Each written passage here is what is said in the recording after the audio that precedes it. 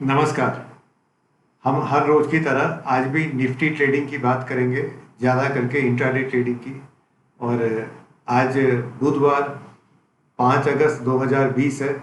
सबसे पहले हम देखेंगे हमने आज के लिए क्या योजना बनाई थी और निफ्टी ने क्या किया और हम क्या कर सके आज ट्रेड में। और उसके बाद हम कल का हल्का सा रुख भी देखेंगे। आज के लिए बात ये थी कि थोड़ा बाजार चौपी है, हम दो ही काम करेंगे। या तो कोई डिप मिलेगा तो डिप पर खरीदेंगे, और वही एक प्रिफर्ड और पसंद होने वाला ट्रेड था। एक चांस ये था कि अगर डिप नहीं आता है, 15 मिनट का हाई टूट जाता है, तो हम ब्रेकआउट पर ले लेंगे। लेकिन वो कम पसंद वाला ट्रेड था, लेकिन हम ट्रेड केवल लॉन्ग साइड पर ही करेंगे। ये बात कल तय थी, मैं अपनी बात कर रहा हूँ, ये मेरा प्लान यही था। आज बाजार 60-65 पॉइंट ऊपर गैप से खुला।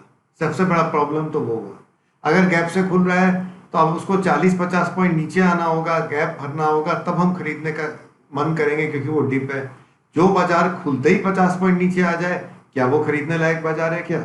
ये प्रश्न चिन्ह हो गया। अच्छा, अब अगर यहाँ पर ये कंसोलिडेट करता तो 15 मिनट के हाई के ऊपर भी हम खरीद सकते थे, लेकिन खुलने के बाद पहले 15 मिनट में बाजार निफ्टी लगभग 50 पॉइंट और ऊपर चला गया। यानी कि कल के क्लोजिंग से वो 100 पॉइंट ऊपर था जब 15 मिनट निकले, और जब हम 15 मिनट के हाई पर खरीद सकते थे तो कोई रुख नहीं बना। डिप तो था ही नहीं, और जो ब्रेकआउट था वो इतना ऊपर ब्रेकआउट हो रहा था 100 पॉइंट ऊपर कल से, कि वो खरीद के और अब क्या मिलेगा, ये बहुत मुश्किल बात थी। यानी ये बात नहीं, उस समय ये इसका संज्ञान नहीं था कि बाजार नीचे भी आ सकता है, लेकिन 100 पॉइंट ऊपर खरीद के हम और कितना निफ्टी को ऊपर जाते देखेंगे दिन में, इस पर प्रश्न चिन्ह था। इसलिए कोई खरीदने का मन बना नहीं।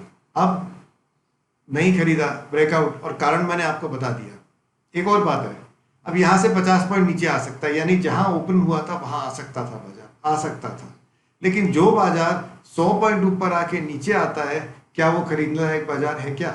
उसका उत्तर है हो सकता है।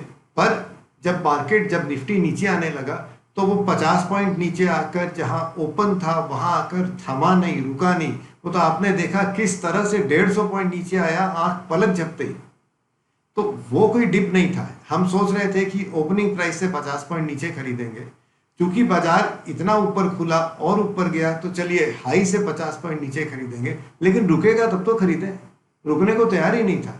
150 पॉइंट नीचे आने के बाद फिर बाजार में रैली आई, फिर वो चौपी होता गया। वो 80 पॉइंट ऊपर गया, 40 पॉइंट नीचे आया, फिर 50 पॉइंट ऊपर गया, 50 पॉइंट नीचे आया। ये हमने कुछ आभास इसका कल लिया था कि कल की इतनी बड़ी तेजी के बाद बाजार है ना, इतनी आसानी से दोबारा तेजी में नहीं आता है। और हुआ वही। और बिल्कुल भी आप समझिए, मुझे ये अंदाज नहीं था कि हम इतनी बड़ी डिप लेंगे, फिर रैली करेंगे, इतना ड्रामा होगा, नाटक होगा। ये बात कोई सोच नहीं सकता था, और जरूरत भी नहीं है सोचने की। जो बाजार करेगा करेगा। हम तैयार थे डिप पर खरीदने, वो डिप सुबह आया नहीं। ब्रेकआउट पर खरीदने, वो ब्रेकआउट 100 पॉइंट ऊपर हुआ, जहाँ की खरीदने का कोई मन नहीं बनता था, कोई कारण नहीं था, कुछ बचा ही नहीं। ये बात तो आज की हो गई। ये बाजार थोड़ा आज अनयूजुअल था, इसलिए इसकी बात इतनी लंबी करनी पड़ी। कल के लिए इतना बड़ा रुख है नहीं, इतनी बातें हैं नहीं। अब पहली बात तो ये है कि अमेरिकी बाजार क्या करेंगे रात में, उसमें समय है। सुबह एशिया क्या करेगा और एसजीएक्स क्या करेगा, इतनी बातों पर अभी प्रश्न चिन्ह है। इसकी जानकारी या संज्ञान हमको अभी है नहीं।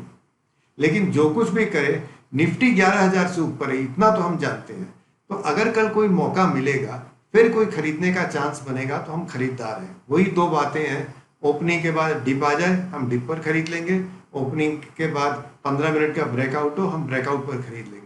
लेकिन आज का जो बाजार था, आज का जो माहौल था, वो इस बाजार को ये नहीं कर रहा है कि हम बहुत तेजी में हैं। हो सकता है एक दिन ऊंच नीच हो गई हो, कोई बात नहीं है।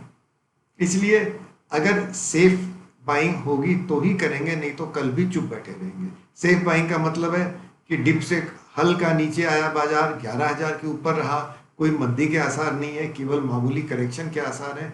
या ओपनिंग रेंज ब्रेकआउट के बाद भी जिस तरह से आज 100 पॉइंट ऊपर गया, उतना वैसे नहीं गया, हल्का सा तेजी लेकर ऊपर खड़ा रहा, तो हमको मालूम है कि 50 पॉइंट 40 पॉइंट नीचे का स्टॉप है।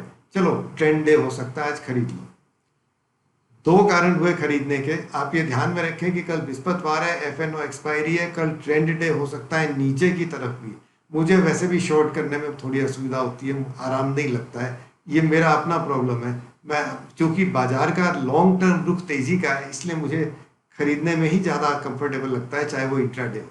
लेकिन यदि आप लोग इसके लिए खुला मन रखते हैं तो कल ट्रेंड डे हो सकता है दोनों तरफ में से किसी एक तरफ। तो आप इस बात का भी ध्यान रख सकते हैं कि शायद नीचे की तरफ ही ट्रेंड डे हो जाए। ट्रेंड डे का मतलब है कि एक तरफ का रुख बने और शाम तक चलता जाए। चलिए, आज की बात हो गई। कल के लिए एक रुख मैंने आपको मेरा अपना क्या विचार है वो शेयर कर लिया। हर रोज की तरह बहुत बहुत धन्यवाद इस वीडियो को देखने का। कल फिर मिलेंगे। जय हिंद।